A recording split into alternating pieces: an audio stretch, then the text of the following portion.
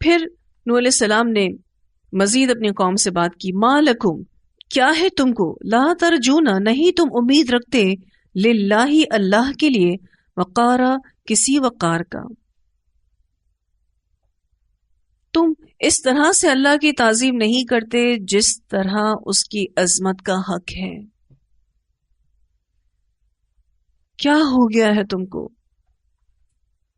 کیوں تم اللہ تعالیٰ کی ویسی تعظیم نہیں کرتے جیسی تعظیم کا وہ حق رکھتا ہے؟ وقار کہتے ہیں احترام کو اور عزت کو جو دل میں ہو. وقد، حالانکہ، تحقیق، خلقکم، اس نے پیدا کیا تم کو، اطوارا، طرح طرح سے، یعنی اللہ تعالیٰ نے تمہیں مختلف اطوار سے گزار کر بنایا ہے. اللہ تعالیٰ چاہتے تو کن کہہ کر بھی سب انسانوں کو پیدا کر دیتے، لیکن کتنے اہتمام سے اللہ تعالیٰ نے انسان کو پیدا کیا ہے. اور ایک ایک مرحلے سے جو انسان گزرتا ہے اپنی پیدائش کے، وہ بہت ہائی رسک پر ہوتا ہے، لیکن اللہ کیسے اس کی حفاظت کرتا ہے، اور وہ ایک چھوٹے بچے کی شکل میں پیدا ہوتا ہے.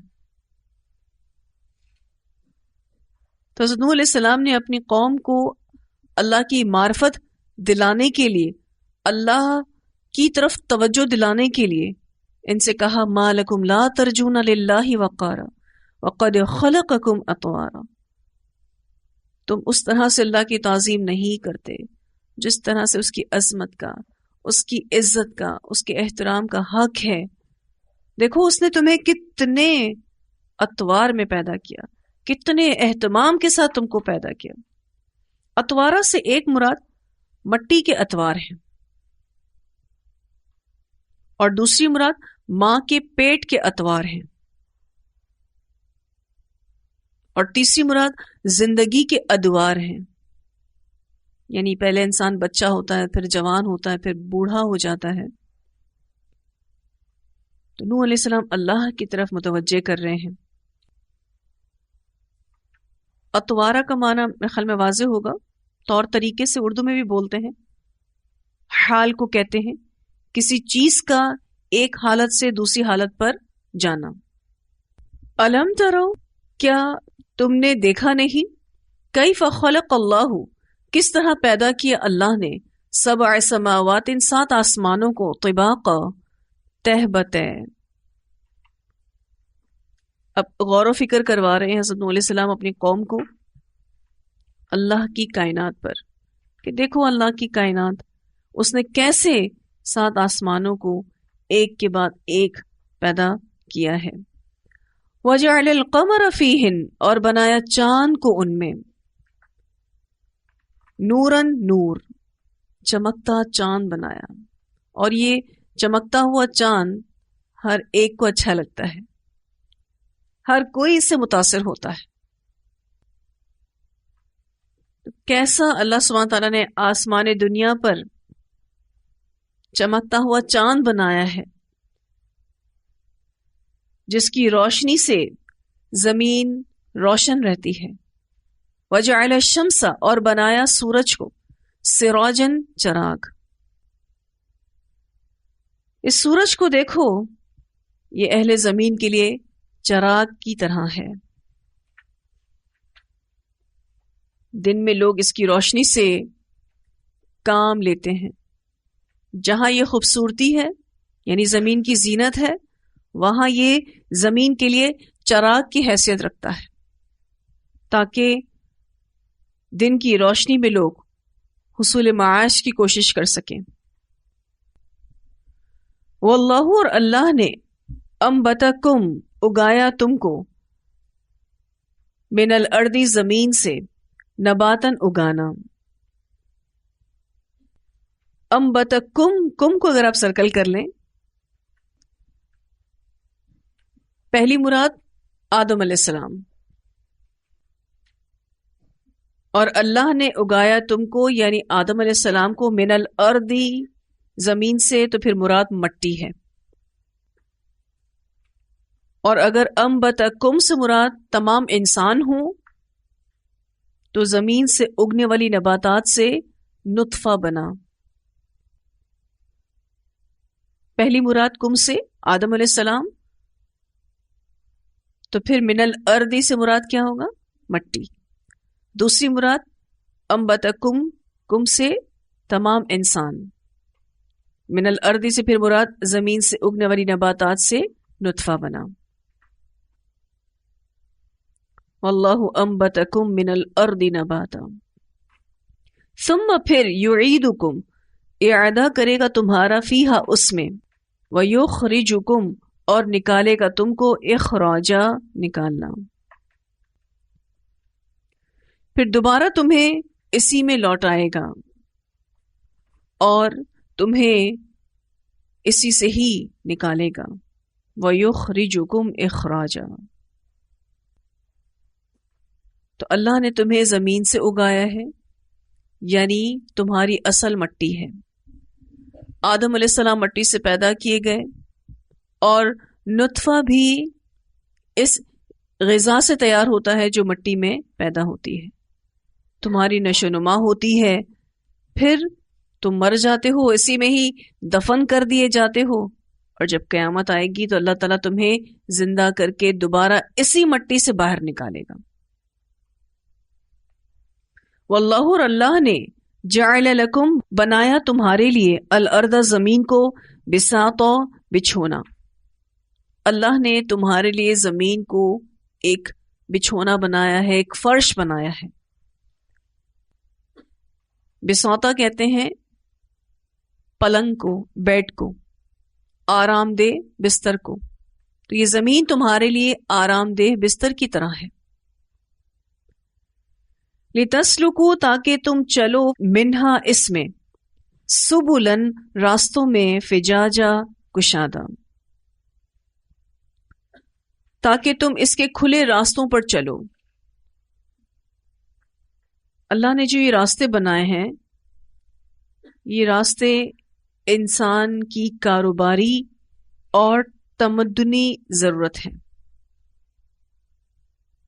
جس کا انتظام کر کے اللہ تعالیٰ نے ہم انسانوں پر بڑا احسان کیا ہے.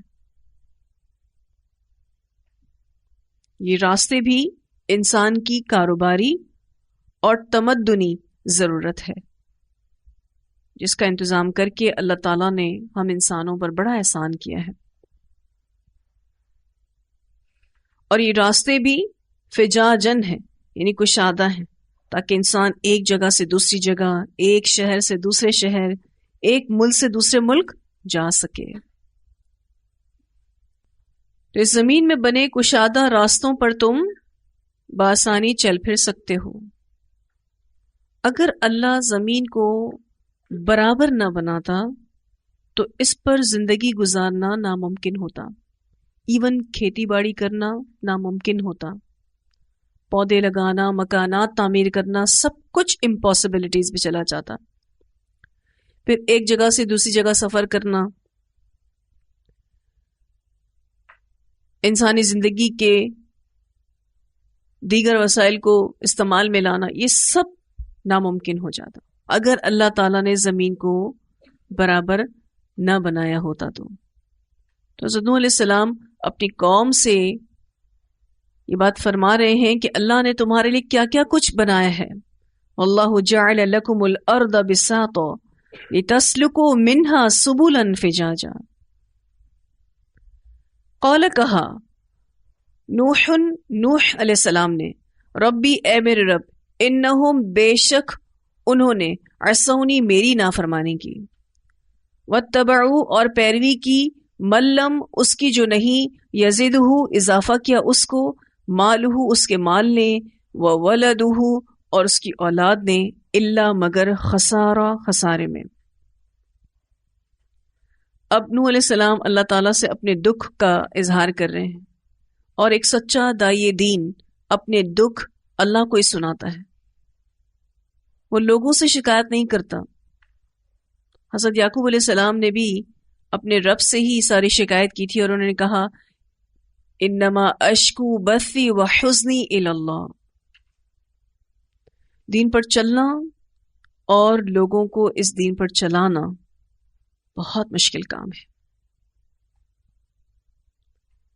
اور ایسی تکالیف اور مخالفتیں اس دین کے راستے میں آتی ہیں، دائی دین چاہے تو اللہ سے شکایت لگا دے اور چاہے تو لوگوں سے شکایت کرتا پھرتا رہے، لیکن ایک سچا دائی دین صرف اور صرف اللہ کے سامنے اپنے مسئلے رکھتا ہے۔ اور کون سا ایسا مسئلہ ہے جس کا حل اللہ کے پاس نہ ہو؟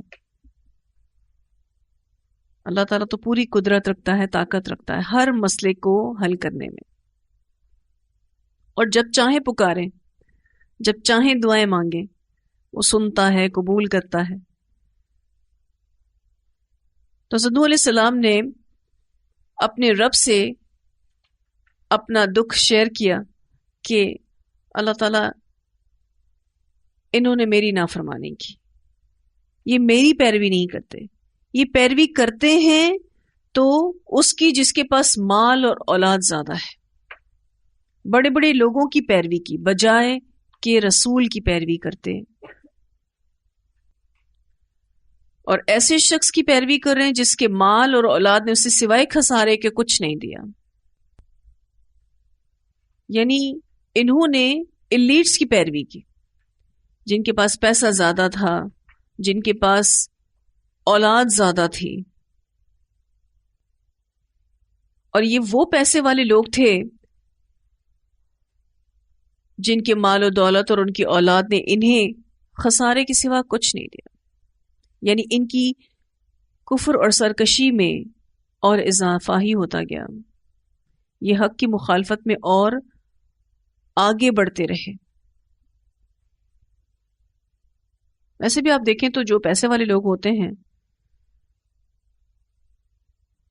زیادہ تر میں سرکشی ہوتی ہے، کیونکہ پیسہ عمومی طور پر سرکشی لاتا ہے۔ وہ مکروا، اور انہوں نے چال چلی، مکرن ایک چال، کبارا بہت بڑی، نوح علیہ السلام کو قتل کرنے کی سازش کر رہے تھے، اور دوسری ان کی چال لوگوں کو شرک کی طرف بلانا، وَمَكَرُوا مَكْرًا كُبَّارًا،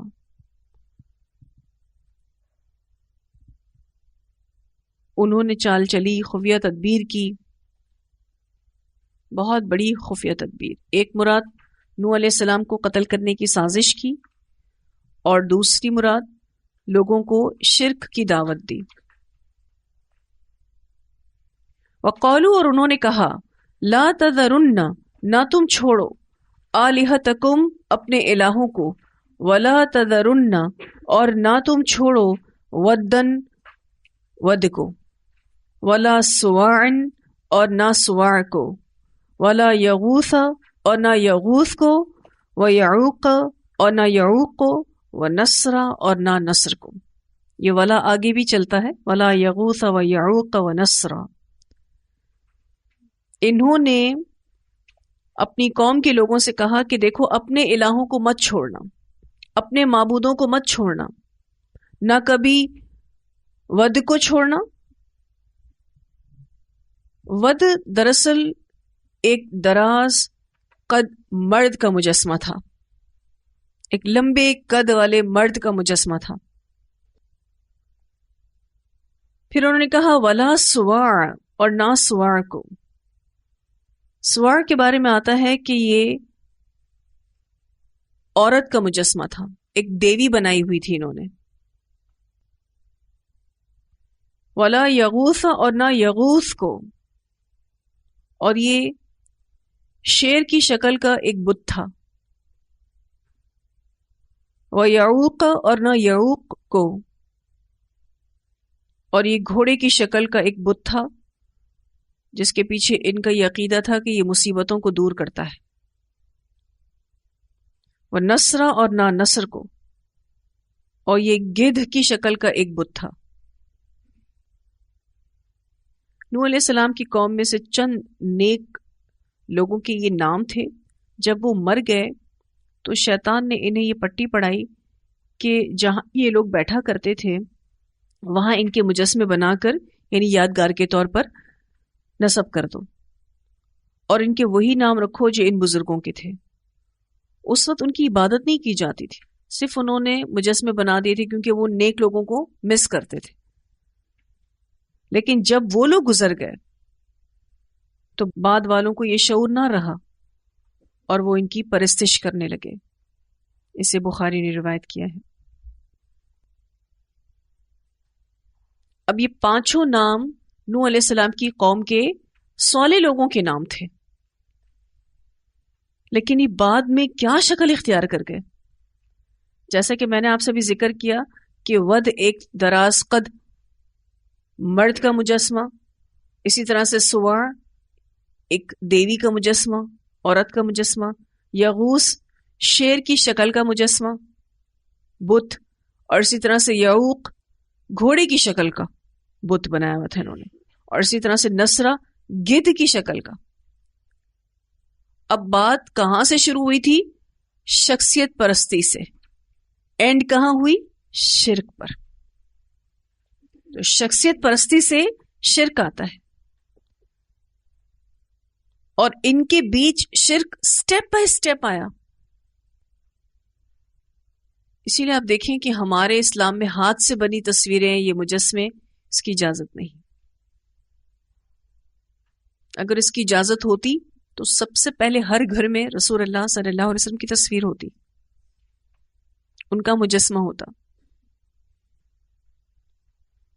لیکن آج آپ دیکھیں کہ مسلمانوں نے بھی اپنے پیروں کی تصویریں، اپنے رہنماؤں کی تصویریں گلوں میں، گھروں میں لٹکا کے رکھی،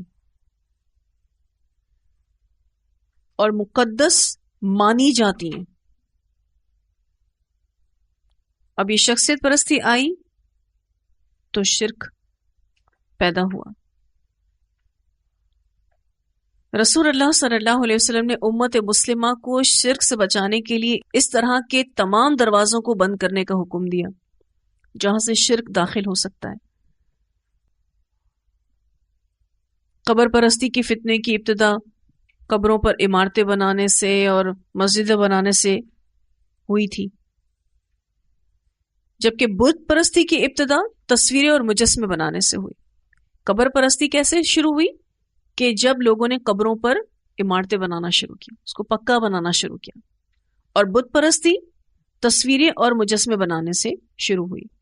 اس لیے رسول اللہ صلی اللہ علیہ وسلم نے ان دونوں چیزوں سے منع فرما دیا۔ اونچی قبروں کو دوسری قبروں کے برابر کر دینے اور ہر تصویر کو مٹا دینے کا حکم دیا تھا۔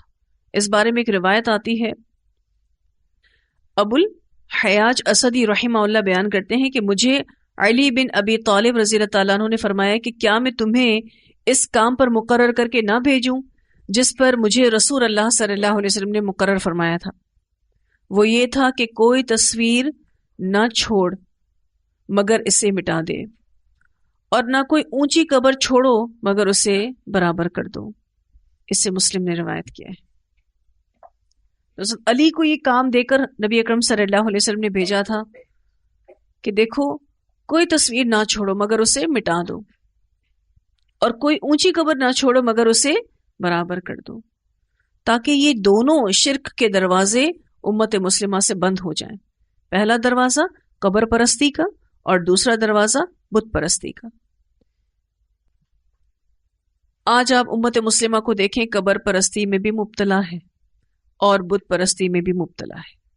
گو کہ بت ہندوؤں کی طرح نہیں ہے، لیکن پھر بھی انہوں نے بہت سے بت بنا رکھے ہیں۔ قبر پرستی کے لیے آپ دیکھتے ہیں کہ جگہ جگہ مزارات، درگاہیں بنی ہوئی ہیں جو کہ شرک کا اڈا ہیں، اور بت پرستی میں آپ دیکھیں تو اپنے علماء کی شخصیت پرستی کرنا، ان کے کہے ہوئے حکم کو حرف آخر سمجھنا، رسول اللہ صلی اللہ علیہ وسلم کی احادیث کو غیر اہم سمجھنا، اور اپنے عالم کی بات کو زیادہ اہم سمجھنا۔ تو آج یہ امت شرک میں بری طرح سے مبتلا ہے، اور یہ وہ گناہ ہے جو جب تک کوئی اس سے سچی توبہ نہ کرے معافی نہیں ملتی. حالانکہ اللہ کی یاد کے لیے اس کی کتاب کافی ہے. نیک لوگوں کی تصویریں لگانے سے کیا ہوتا ہے؟ آپ کو پتا ہے نیک لوگوں کی تصویریں انہوں نے کیوں لگائی تھی؟ نیک لوگ یاد آتے تھے، لیکن نیک لوگوں کو یاد کر کے وہ کس کو یاد کرتے تھے؟ وہ اللہ کو یاد کرتے تھے. آج بھی بہت سارے لوگ جو نیک لوگوں کے ساتھ شخصیت پرستی والی عقیدت رکھتے ہیں، اس کے پیچھے وہ یہی ریزن دیتے ہیں کہ ہم اللہ کی یاد کے لیے ان کو یاد کرتے ہیں.